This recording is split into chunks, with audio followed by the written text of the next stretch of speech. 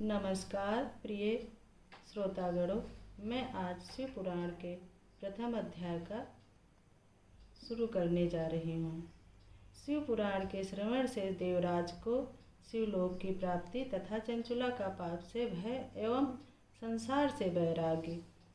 श्री शौनक जी ने कहा, महाभाग सूत जी, आप धन्य हैं, परमार्थ तत्व के ज्ञाता हैं। आपने कृपा करके हम लोगों को यह बड़ी अद्भुत एवं दिव्य कथा सुनाई है। भूतल पर इस कथा के समान कल्याण का सर्वश्रेष्ठ साधन दूसरा कोई नहीं है। यह बात हमने आज आपकी कृपा से निश्चय पूर्वक समझ ली है। सूत जी, कलयुग में इस कथा के द्वारा कौन कौन से पापी शुद्ध होते हैं, उन्हें कृपा पूर्वक बताइए और इस जगत को कृतार्थ कीजिए। सूत जी बोले, मुने, जो मनुष्य पापी, दुराचारी, खल तथा काम क्रोध आदि में निरंतर डूबे रहने वाले हैं, वे भी इस पुराण के श्रवण पठन से अवश्य ही शुद्ध हो जाते हैं।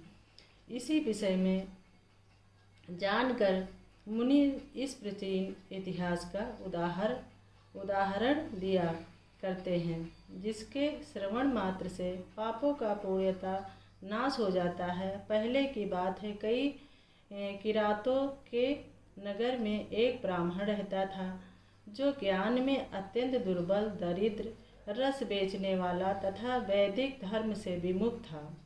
वह स्नान, संध्या आदि कर्मों से भ्रष्ट हो गया था और वैश्यावृत्ति में तत्पर रहता था। उसका नाम था देवराज। वह अपने ऊपर विश्वास करने वाले लोगों को ठगा करता था।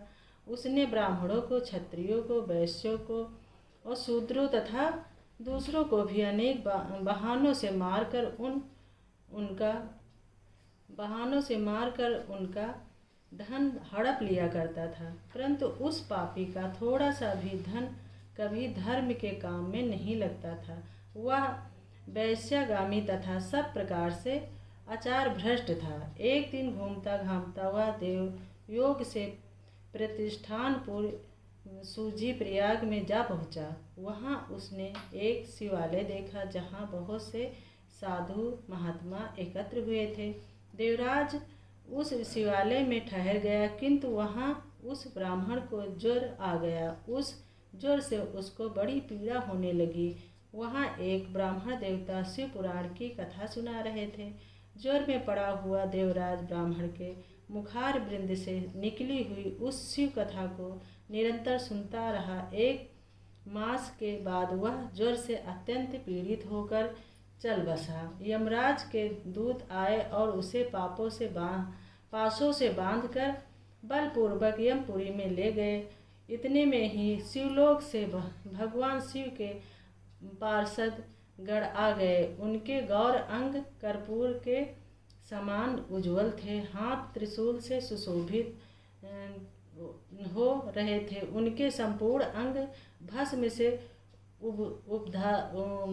उपदासित थे और रुद्राक्ष की मालाएं उनके शरीर की शोभा बढ़ा रही थी। वे सब के सब क्रोधपूर्वक यमपुरी में गए और यमराज के दूतों को मार पीट कर बारंबार धमका कर उन्होंने देवराज को उनके चंगुल से छुड़ा लिया और अत्यंत अद्भुत विमान पर बैठा कर जब वे शिव दूत कैलाश जाने को उद्युक्त हुए, उस समय यमपुरी में बड़ा भारी कोलाहल मच गया। उस कोलाहल को सुनकर यह धर्मराज अपने भवन से बाहर आए। साक्षात दूसरे रुद्रों के समान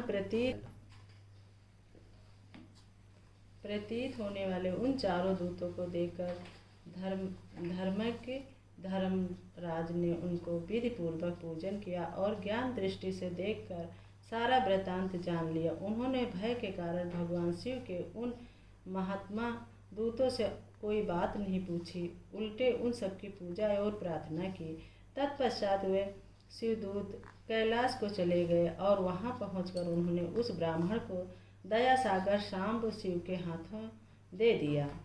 शौनक जी ने कहा, महाभाग सूत जी, आप सर्वज्ञ हैं, महात्म्य आपके कृपा प्रसाद से मैं बारंबार कृतार्थ हुआ। इस इतिहास को सुनकर मेरा मन अत्यंत आनंद में विमग्न हो गया रहा है।